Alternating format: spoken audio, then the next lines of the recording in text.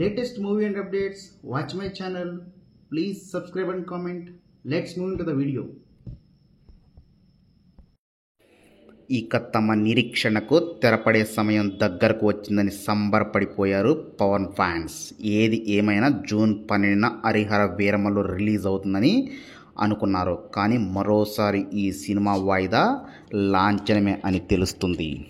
Present టాలీవుడ్లో రిలీజ్కి సిద్ధంగా ఉన్న చిత్రాలలో హరిహర వీరమల్లు ఒకటి. పవర్ స్టార్ పవన్ కళ్యాణ్ హీరోగా, నీతి అగర్వాల్ హీరోయిన్గా, దర్శకుడు క్రిష్ జ్యోతికృష్ణ తెరకెక్కించిన ఈ సినిమా కోసం ప్రేక్షకులు 1000 కళ్ళతో ఎదురు చూస్తున్నారు. కానీ ఈ సినిమా అనుకున్న సమయానికి రిలీజ్ కావడం లేదు.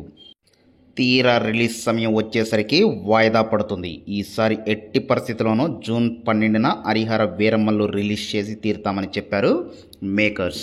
అందుకు తగ్గట్టుగా నిన్న మొన్నటి వరకు కూడా వరుస ప్రమోషన్స్తో బిజీగా ఉన్నారు. సడన్గా వాయిదా పడుతూ దాని వార్తలు వినిపిస్తున్నాయి. ఇప్పటికే ఓవర్సీస్ డిస్ట్రిబ్యూటర్స్ ఈ వాయిదా పడే విషయాన్ని కన్ఫర్మ్ చేశారు. అయితే నిర్మాత ఏఎం రత్నం ఈ సినిమా కోసం భారీగా ఖర్చు చేసిన సంగతి తెలిసిందే. షూటింగే 5 ఏళ్ళు సమయం తీసుకున్నారు. విఎఫ్ఎక్స్ కోసం భారీగా ఖర్చు చేస్తున్నారు. అలాగే రీసెంట్గా ప్రమోషన్స్లో కూడా తానే ముందు నడిపించారు.